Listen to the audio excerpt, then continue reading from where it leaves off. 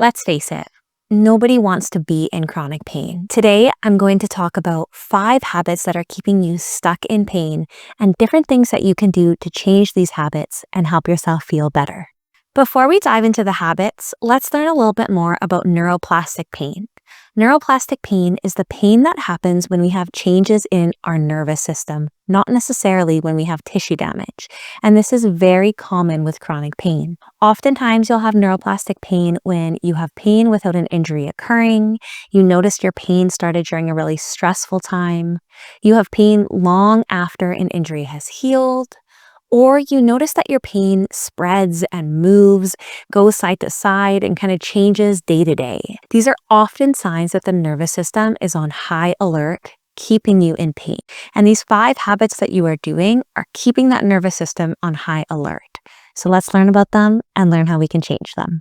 The first habit is being stuck in fear and hyperfixating on the pain.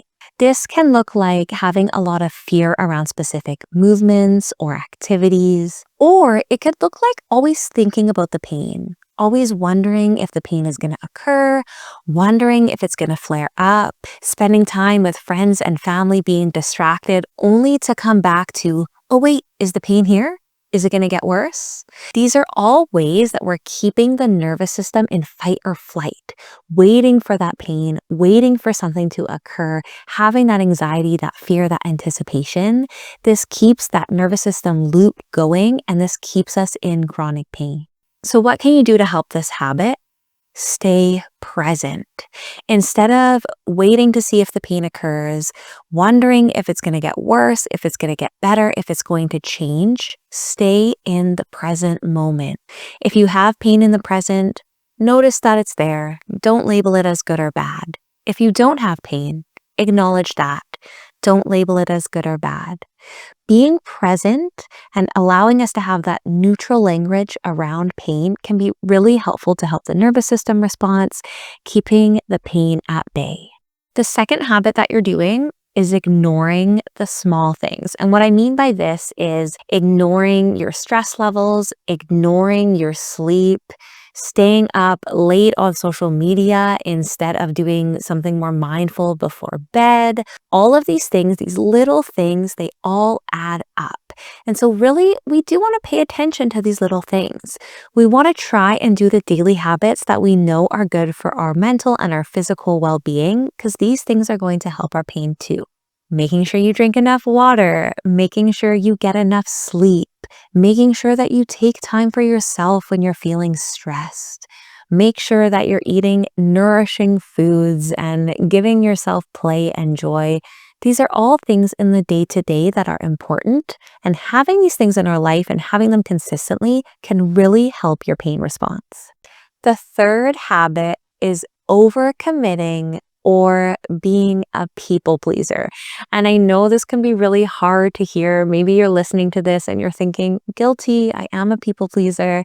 And you know what? It's pretty common in society. Everybody wants to be liked. Everybody wants to fit in. Everybody wants other people to feel good and think positively about them. However, when we do these things, we're ignoring ourselves.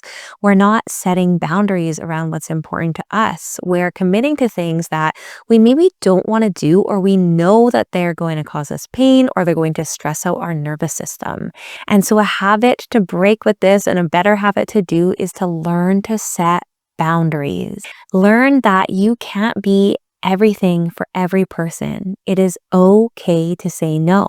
It is okay to take time for yourself. It is okay to pick and choose the activities and the things that you're doing with other people.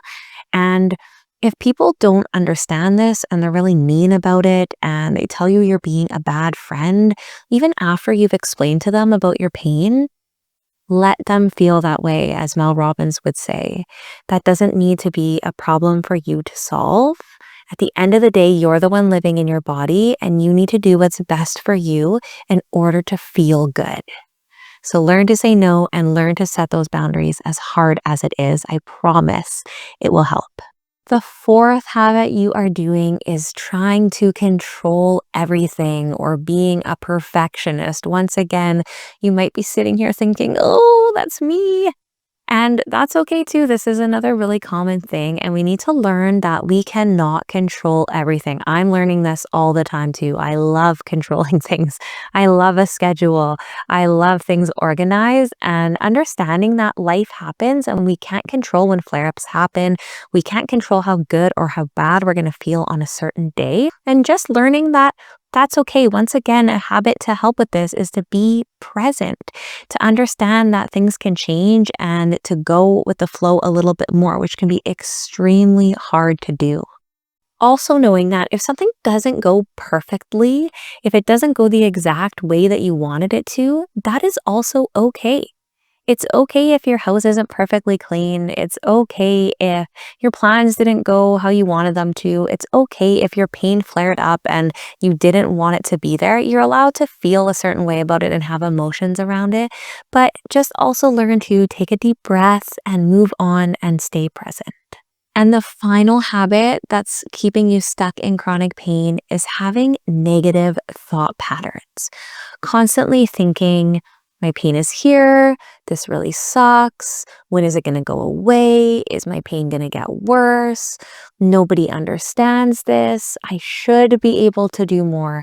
I should be feeling better by now. All of these are thinking traps, and they're a really common thing and something that's talked about a lot in cognitive behavioral therapy. So one thing you can do to help change this habit is to catch these thoughts. When you notice you are thinking really negatively, when you notice you are using should statements or thinking all or nothing or black or white, these really extreme ways of thinking, the first part is to just try and catch yourself. Just notice it. You don't even have to change it at first.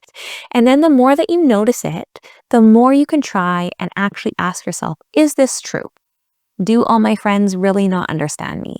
Is every doctor actually really mean? Should I be feeling better? Who says that? And asking yourself, is there truth around this, or is this just something that I've been thinking? And if it is something that you've been thinking and there isn't truth around it, trying to think of a different thought that's a little bit more positive. Maybe thinking, I know this pain is here right now, but it won't last forever. Or that one doctor was insensitive, but I've had really good doctors in the past who have been really helpful and really kind to me. So there you have 5 different habits keeping you stuck in pain: having fear, people pleasing and overcommitting, ignoring the small things, trying to control everything, and having negative thought patterns. I hope you learned something in this video to help you change these habits, get you back to doing the things that you love.